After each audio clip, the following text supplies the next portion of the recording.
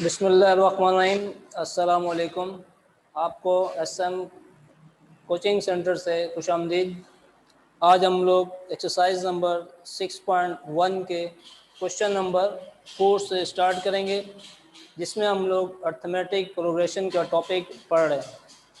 तो कल हमने जनरेटिंग टर्म कैसे मालूम की जाती है उसके बारे में पढ़ा था, और आज हम लोग जो जनरल टर्म फार्मूला था उसकी वैल्यू को कैसे मालूम करेंगे, और कभी ए मालूम करना होगा, कभी एन मालूम करना होगा, इसी तरह टी एन और डी मालूम करना होगा।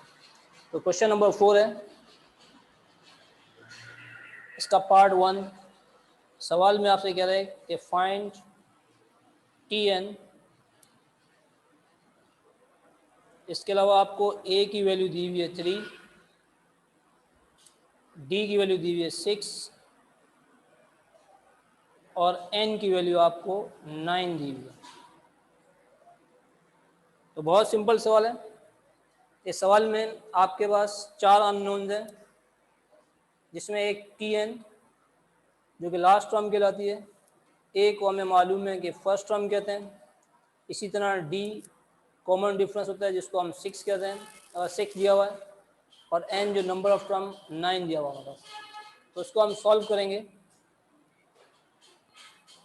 तो ए पी का general term formula T N is equal to A plus N minus 1 into D होता है।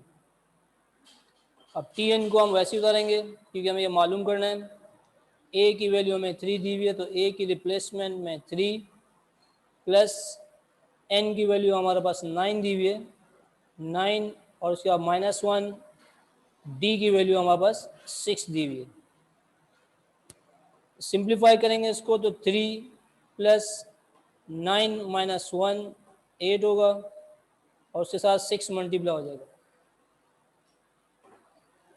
तो 8 मल्टीप्लाई बाय 6 कितना होगा?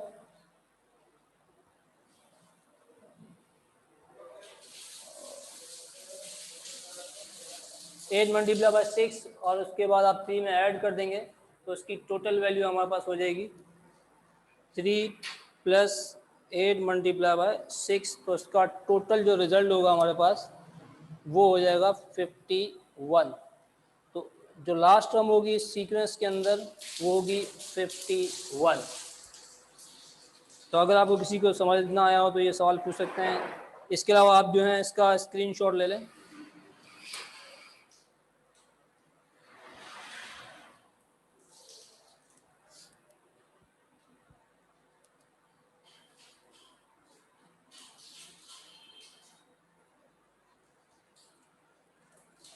अब इसी सवाल के पार्ट नंबर 2 पे चलते हैं हम लोग। क्वेश्चन नंबर 4 पार्ट 2 में हमें बोले कि फाइंड एन। एन आपको मालूम है कि नंबर ऑफ टर्म को कहते हैं, जबकि हमारे पास ए की वैल्यू 7 दी हुई है और डी की वैल्यू -4।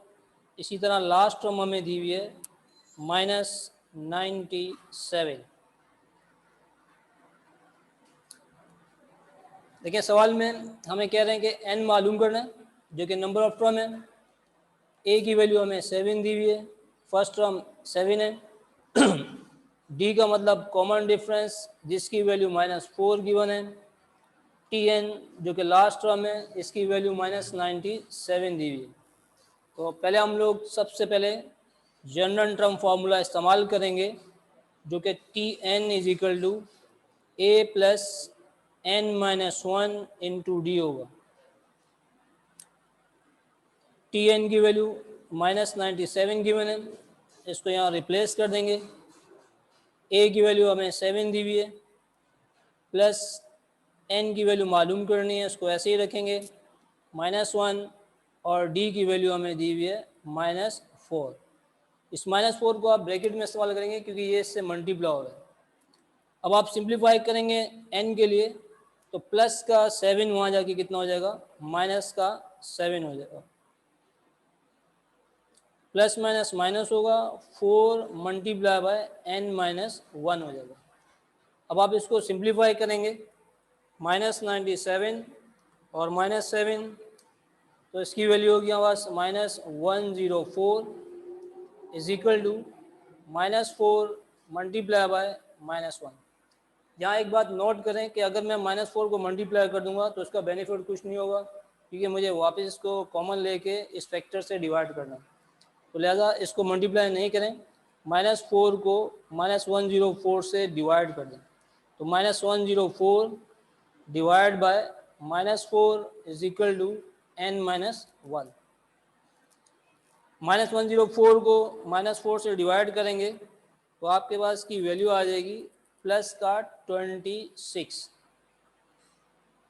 अब हम n को मालूम करना चाहते हैं, तो -1 को जब मैं इस तरफ शिफ्ट कर दूंगा तो ये पॉजिटिव हो जाएगा। तो 26 प्लस 1, तो नंबर ऑफ टर्म हमारे पास कितनी आ जाएंगी? 27। तो इस सवाल में हमने नंबर ऑफ टर्म मालूम करनी थी, जबकि फर्स्ट टर्म 7, कॉमन डिफरेंस -4 और लास्ट टर्म जो है -97 गिवन थी। फॉर्मूले में रिप्लेस करके n को हमने मालूम कर दिया। तो उम्मीद करता हूँ आपको समझ में आ गया होगा। अगर कोई क्वेश्चन है तो आप टेक्स्ट भी कर सकते हैं। सब रिकॉर्डिंग हो रही है?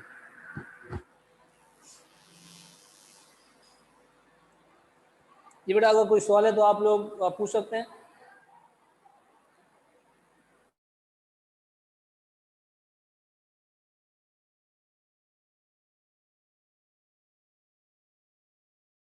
तो उसके नीचे कोई बुक रख लो।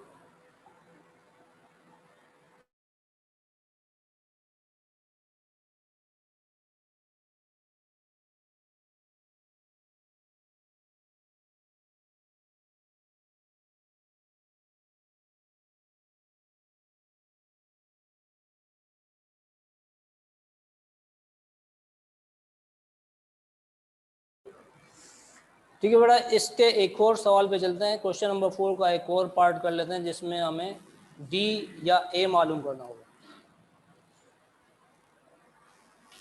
तो क्वेश्चन नंबर 4 एक ऐसा पार्ट लेते हैं जिसके अंदर हमारे पास डी मालूम करना हो। तो इसका पार्ट नंबर 3 है हमारे पास, फाइंड डी।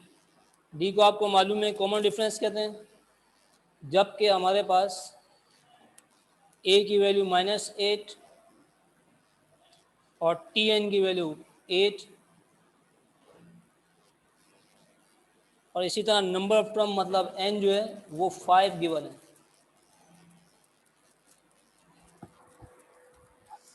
ठीक है, सवाल को हम दोबारा दोहराते हैं कि इसमें हमें डी मतलब कॉमन डिफरेंस मालूम करना है, जबकि a की वैल्यू -8, लास्ट टर्म मतलब टी एन 8 और नंबर ऑफ टर्म मतलब n 5 दिया हुआ है।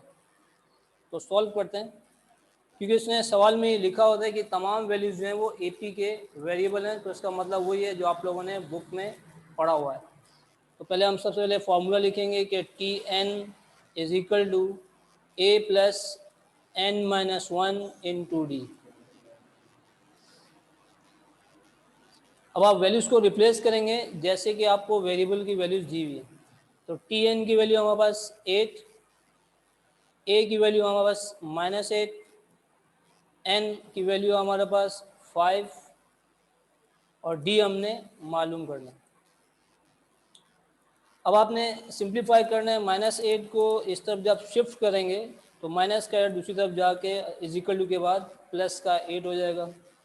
तो 8 + 8 इज इक्वल टू, इसकी वैल्यू हो जाएगी 5 - 1 4 डी हो जाएगा। अब आप ये देख सकते हैं कि 8 + 8 कितना होगा? 16। 4 डी से मल्टीप्लाई हो रहा है, क्योंकि हमें डी मालूम करना है, कॉमन डिफरेंस मालूम करना है। तो लिहाजा ये 4 जो मल्टीप्लाई हो रहा है बराबर के उस तरफ जाके 16 से डिवाइड हो जाएगा। तो डी इज इक्वल टू कितना हो जाएगा? 16 डिवाइड बाय 4। इसको आप डिवाइड कर दें डायरेक्टली तो ये कितना होगा? 4 × 1 = 4, 4 × 4 = 16। तो डी आपको मालूम करना था, तो डी की वैल्यू हमारे पास आ गई 4। ये बेटा इस पर कुछ सवाल है तो अगर आपको यार समझ में ना आए हो तो आप पूछ सकते हैं।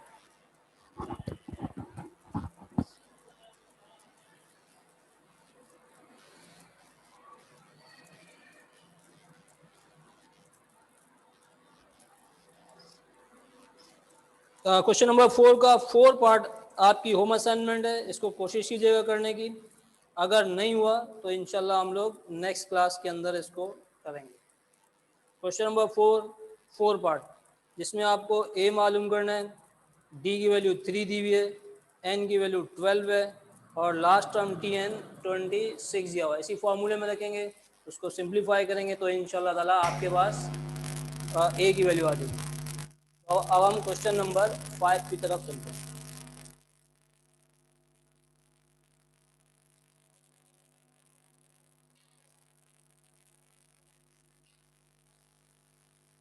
क्वेश्चन नंबर 5 की गई है, एग्जाम के पॉइंट ऑफ व्यू से इंपॉर्टेंट है।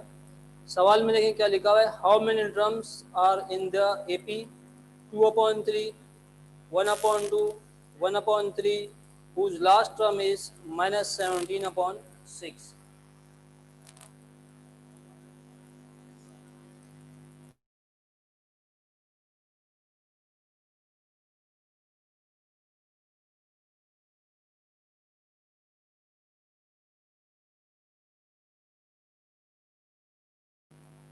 ठीक है, तो सवाल मैं यहाँ लिख रहा हूँ, जिनके पास बुक अवेलेबल नहीं है तो उनके लिए आसानी हो जाएगी। How many terms are the AP, और इसमें हमारे पास जो वैल्यू दी हुई है वो 2/3,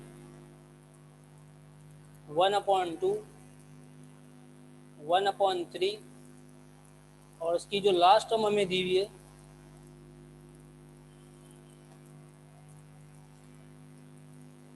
वो है -17/6।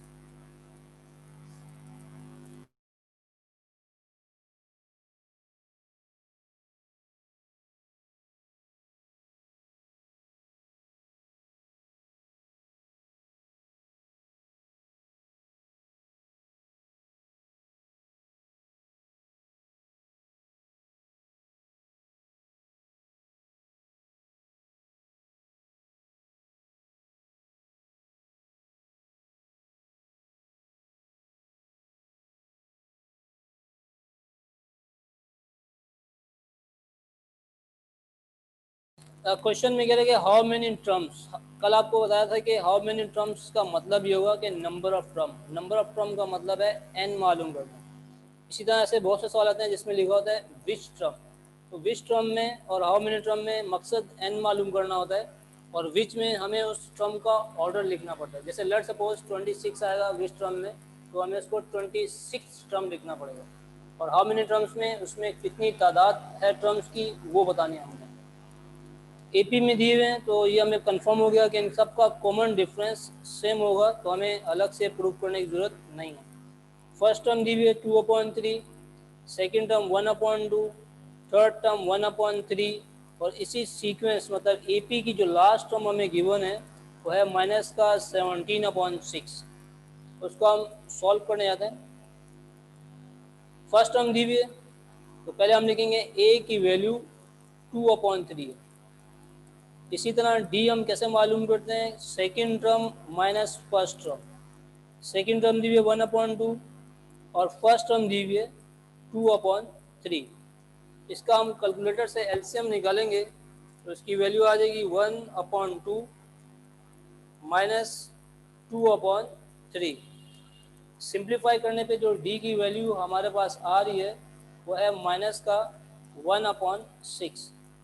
तो डी की वैल्यू कितनी है हमारे पास, -1/6। लास्ट टर्म भी हमें गिवन है तो हमें मालूम है कि लास्ट टर्म को टी एन से रिप्रेजेंट किया जाता है, तो इसकी वैल्यू -17/6 है। मालूम करना है हमने नंबर ऑफ टर्म, मतलब एन मालूम करना है। तो ये सवाल में जो स्टेटमेंट में लिखा हुआ है तो ये इसका हमने एक छोटा सा डेटा बना लिया। तो अब हम ए पी का जनरल टर्म फार्मूला इस्तेमाल करेंगे जो कि T N is equal to A plus N minus 1 into D होता है। टी एन की वैल्यू हमारे पास माइनस का 17/6, ए की वैल्यू 2/3, एन मालूम करना है हमने, और डी की वैल्यू हमारे पास माइनस का 1/6 जो कि हमने मालूम की है। इसे हम ब्रैकेट में लिखेंगे क्योंकि ये मल्टीप्लाई हो रहा है।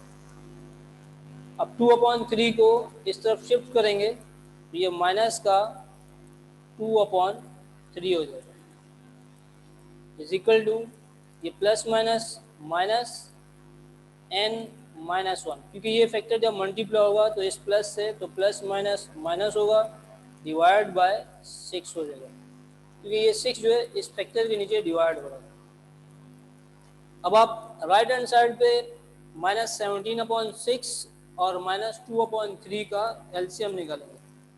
तो हम इसको एलसीएम निकालें, माइनस का 17/6 और इसका -2/3।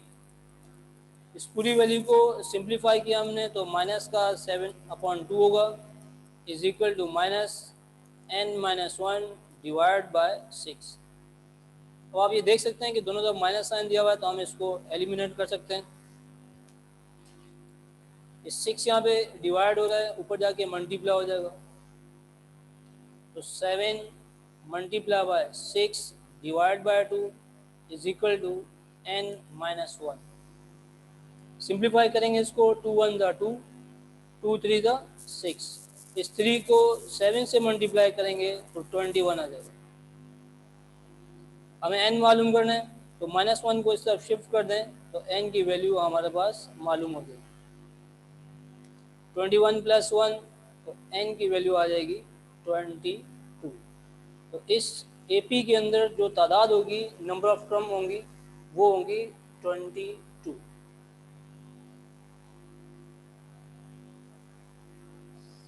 आप लोग इसका स्क्रीनशॉट भी ले सकते हैं, रिकॉर्डिंग भी इंशाल्लाह आपको मिल जाएगी, और अगर कोई सवाल है तो टेक्स्ट फॉर्म में आप लोग भेज सकते हैं।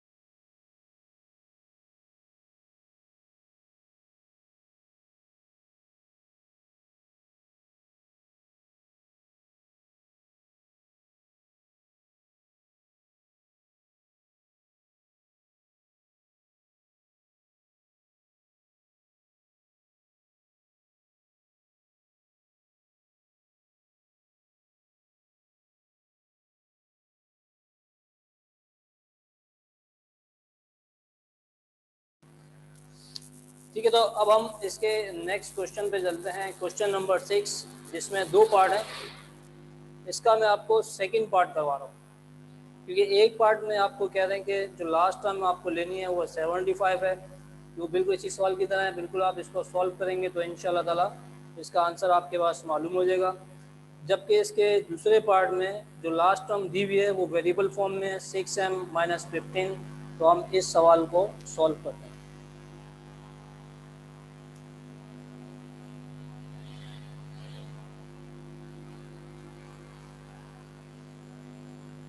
क्वेश्चन नंबर 6, सवाल में आपसे पूछ रहे हैं कि विच टर्म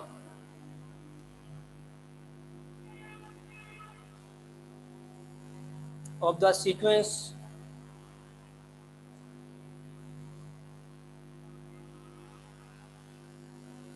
और आगे हमें सीक्वेंस बताई हुई है, -3, फिर 3, फिर उसके बाद 9, उसके बाद 15, और ये वैल्यू चलती जा रही है।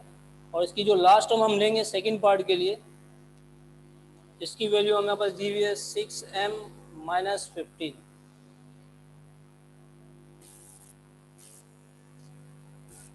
इसका जो पहला पार्ट है उसमें आपने लास्ट टर्म 75 को रखना है, पिछले सवाल की तरह उसको सॉल्व करना है, और उसमें आपके पास n की वैल्यू आ जाएगी। ठीक है, सवाल में हमें एक AP दी हुई है, first term -3, second term 3, third term 9, इसी तरह फोर्थ टर्म 15, और उसकी जो लास्ट टर्म है वो है 6m - 15। हमसे पूछ रहे हैं कि which term of the sequence, इस टर्म का ऑर्डर बताना है कि इसका नंबर कौन से पे, विच टर्म और नंबर ऑफ टर्म में एन ही मालूम करना होता है, जबकि इस वर्ड विच का मतलब ये होता है कि जो टर्म आपको गिवन है इसका ऑर्डर बताना है कि वो इस सीक्वेंस में किस ऑर्डर पर मौजूद है। तो उसको सॉल्व करते हैं। ए की वैल्यू हमारे पास -3 दी हुई है, डी मालूम करेंगे क्योंकि ये सीक्वेंस हमारे पास ए पी है, तो डी मालूम करेंगे second term minus first term, तो फार्मूले का माइनस, और जबकि फर्स्ट टर्म जो है वो -3 है। सिंप्लीफाई करेंगे तो ये माइनस माइनस प्लस, 3 + 3 6 हो जाएगा। हमें इस टर्म को लास्ट टर्म सपोज करना है क्योंकि इसके अलावा किसी और टर्म का ऑर्डर नहीं है, तो इसे हम सपोज कर लेंगे कि ये लास्ट टर्म होगी। तो 6m - 15 है इसकी वैल्यू। n मालूम करना है, बाद में हम इसका ऑर्डर डिफाइन करेंगे। फार्मूला लिखेंगे एपी का जनरल टर्म फार्मूला या standard formula, Tn = a + n-1 into D. Tn की वैल्यू हमारे पास है 6m - 15, a की वैल्यू दी हुई है -3, n मालूम करना है हमने, और d की वैल्यू है हमारे पास 6। -3 को इस तरफ शिफ्ट कर दें तो ये हो जाएगा 6m - 15 + 3 = 6 टाइम n-1। अब आप ये देख सकते हैं कि दो नंबर हैं -15 और +3, इन दोनों को हम सिंप्लीफाई करेंगे क्योंकि ये m है, अलजेब्रिक वैल्यू है, तो ये इन न्यूमेरिक वैल्यू में ऐड सब्ट्रैक्ट नहीं हो सकती। तो 6m इनको आप सिंप्लीफाई करेंगे तो -12 इन दोनों का रिजल्ट होगा = 6 × n-1। अब आप ये देख सकते हैं कि इन दोनों फैक्टर्स में 6 कॉमन आ रही है, तो 6 × 1 = 6, 6 × 2 = 12, तो 6 को कॉमन निकाल लें, m - 2 आ जाएगा, क्योंकि 6 को जब आप m से मल्टीप्लाई करेंगे तो 6m आ जाएगा, 6 को जब आप -2 से मल्टीप्लाई करेंगे तो माइनस का 12 आ जाएगा, = 6 n-1।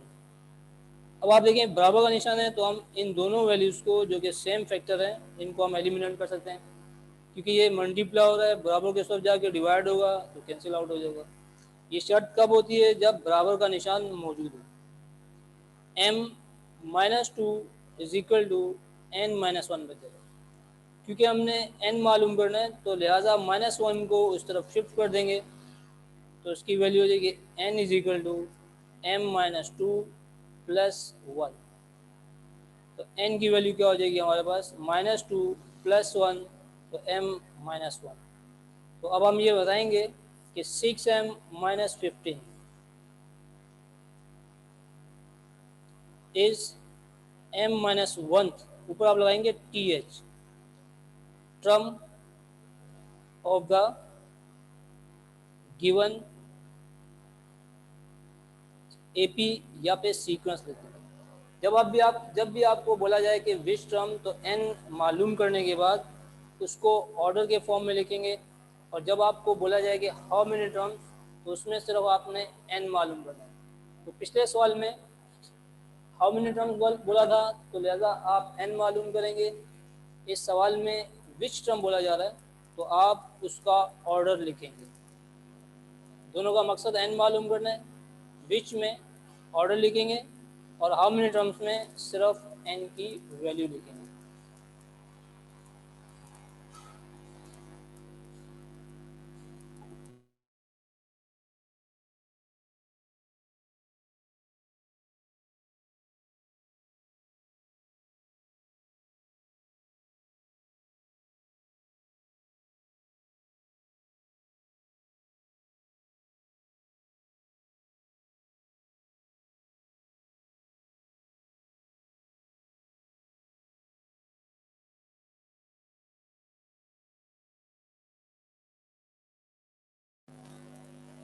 ठीक है, तो अभी हमारे पास टाइम तकरीबन 5 या 6 मिनट रह गए हैं, तो हम कल की कुछ बातों को रिपीट कर लेते हैं, तो अगर जो नए बच्चे ज्वाइन हुए हैं तो उनके लिए आसानी हो जाएगी।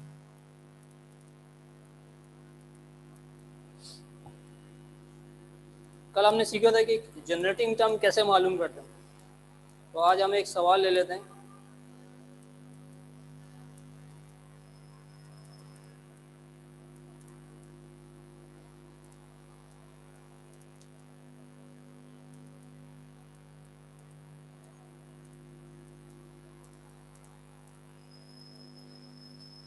क्वेश्चन नंबर 1 का एक पार्ट है हमारे पास कि हमने जनरेटिंग टर्म मालूम करनी है। 2, 8 और 26 हमें दिया हुआ। हमें ये मालूम करना है कि ये टर्म कैसे जनरेट हो रही है। ठीक है, सवाल में आपसे पूछा जा रहा है कि 2, 8, 26, इसके बाद एक और टर्म आएगी 4 टर्म, 5 टर्म, 6 टर्म।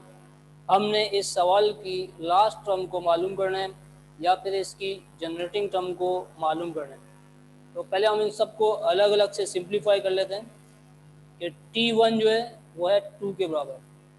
ठीक है, तो अगर मैं इसको लिख सकता हूँ कि 3 की पावर 1 माइनस 1, यानी इस 2 को मैं ऐसे लिख रहा हूँ कि 3 की पावर 1 3 होगा, माइनस 1 करेंगे तो 2 आ जाएगा। दोबारा से रिपीट करते हैं हम लोग कि फर्स्ट टर्म को कैसे बना सकता हूँ मैं। 2 इज इक्वल टू 3 की पावर 1 माइनस 1। 1 बाय डिफ़ॉल्ट मौजूद होता है, लेकिन शो करने का मकसद हमें जनरेटिंग टर्म मालूम करनी है। तो ये जब हम सिंप्लीफाई करेंगे 3 माइनस 1 तो 2 आ जाएगा। ठीक है, अब हम चाहते हैं कि 8 को डिफाइन करें तो T2 इज इक्वल टू 8 होगा। 8 को मैं लिख सकता हूँ 3 की पावर 2 माइनस 1। 3 की पावर 2 जो है वो 9 होती है, और 9 माइनस 1 करेंगे तो 8 आ जाएगा। इसी तरह T3, इसको हम लिखेंगे 26, और मैं इसको लिख सकता हूँ 3 की पावर 3 माइनस 1। तो अब आप ये देख सकते हैं कि जो 3 बेस है वो फिक्स हो गई है, और उसकी पावर हर नंबर के लिए, हर टर्म के लिए चेंज हो रही है। 1, 2, 3, उसके बाद 4 आएगा, इसके बाद 5 आएगा, चलता जाएगा। तो हम ये जनरलाइज कर सकते हैं कि इसकी जो लास्ट टर्म होगी वो यकीनन 3 की पावर n माइनस 1 होगी, क्योंकि जब मैं इसमें n की वैल्यू 1 पुट करूँगा तो फर्स्ट टर्म आ जाएगी, n की वैल्यू 2 पुट करेंगे तो सेकंड टर्म आ जाएगी, n की वैल्यू 3 पुट करेंगे थर्ड टर्म आ जाएगी, और ये इसकी क्या हो जाएगी हमारे पास लास्ट टर्म या फिर जनरेटिंग टर्म होगी, जिसमें n का ताल्लुक लाजमी तौर पर नेचुरल नंबर होगा।